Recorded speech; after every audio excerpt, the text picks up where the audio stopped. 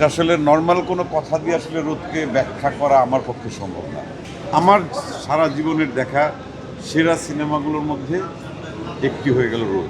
রোদ নিয়ে আসলে বলার কিচ্ছু নাই। কিচ্ছু নাই মানে কি, এই ঘোরের ভেতর থেকে বের হতে অনেক সময় লাগবে, অন্তত আরও কতবার দেখার পর মানে কয়েকটা ফ্রেম আমার কাছে মনে হয়েছে যে একটু আমি অন্য কারণে বোধহয় মিস করে ফেললাম। সেটা হয়তো হতে পারে বড় যে 2 সেকেন্ড বা 5 সেকেন্ড, কিন্তু আমার মনে হচ্ছে যে অনেক কিছু আমি দেখতে পারি।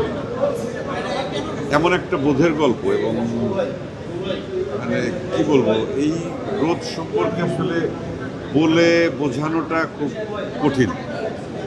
এবং মেজবাহুর রহমান সুমন ওর মানে কাজের কোন লেভেলটাও টাচ করলো এই রোদ দিয়ে, এটা আমি খুবই ক্ষুদ্র একজন মানুষ, আমি এত কিছু আসলে বলে বোঝাতে পারবো না। আমি বোদ্ধা দর্শকও না, সাধারণ একজন দর্শক।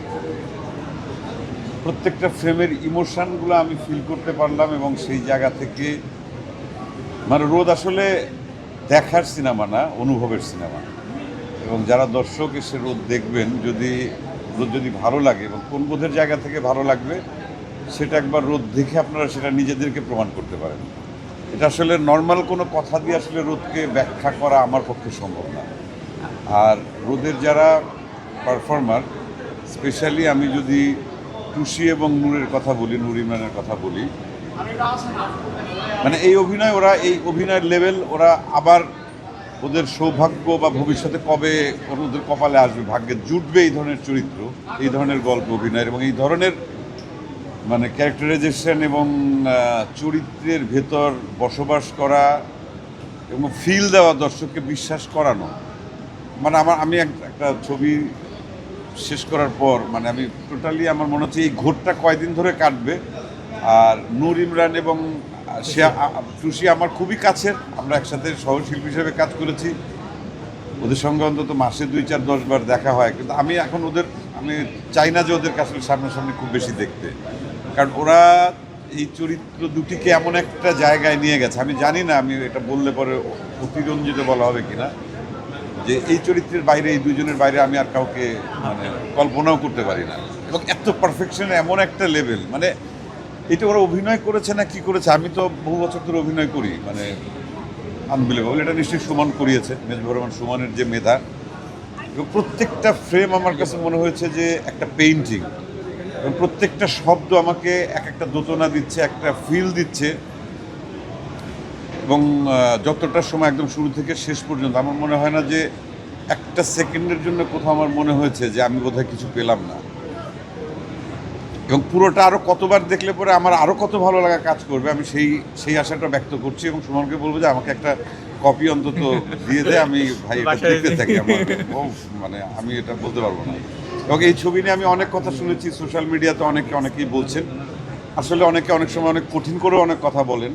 ব্যাপারটা কিচ্ছু না। আমার মনে হয় যে যারা সিনেমা ভালোবাসেন, জীবনের গল্প ভালোবাসেন, এই রোদের গল্পটা একজন মানবীর প্রেমের গল্প, এবং সেই প্রেমের ভেতর কত মহৎ সময় পার হচ্ছে, কিভাবে মুহূর্তগুলো পার হচ্ছে।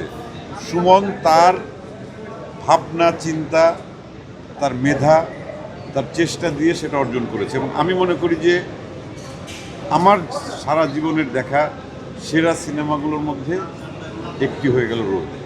সুমনের আগের ছবিতে আমার কাজ করার সৌভাগ্য হয়েছে, হাওয়াতে, এবং অনেকে হয়তোবা হাওয়ার সঙ্গে রোদের একটা কম্পেয়ারও করার চেষ্টা করতে পারবে। আসলে দুই জিনিস, রোদের সাথে কোনো কিছু কম্পেয়ার করা আসলে আমার মনে হয় না যে এটা একেবারেই বোকামি হবে।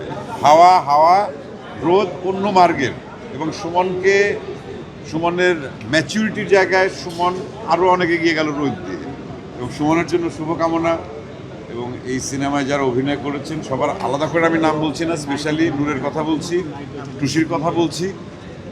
এবং মন্ত্রমুগ্ধ হয়ে আমি এই সিনেমাটা দেখলাম, মন্ত্রমুগ্ধ হয়ে ওদের অভিনয় দেখলাম, মন্ত্রমুগ্ধ হয়ে ব্যাকগ্রাউন্ড স্কোর, ক্যামেরার কাজ, মানে এটা আমি আর বলতে পারবো না, আমি বেশি বলে ফেলছি। এটা আসলে এত কথা আমার বলতে পারারই কথা না। ছবিটা দেখার পর আমার মনে হচ্ছিল আমি যদি কোনাকাঞ্চিতে যদি আমি চুপ করে চলে যেতে পারতাম, সাংবাদিকদের সামনে না পড়তাম, তাহলে আমার একটু ফিল, কারণ আমার শরীরের মধ্যে এখনও কাঁপছে, আমার হার্টবিটটা এখন পর্যন্ত ধপধপ করে কাঁপছে এই ছবিটা। আমি দর্শকদের অনুরোধ করবো এই ছবিটা দেখুন। ভাইয়া একটা কথা শুধু অনেক বলুন। দর্শক আপনাকে মিস করছে, এবার ঈদে আপনার ছবিকে মিস করছে, অনেকে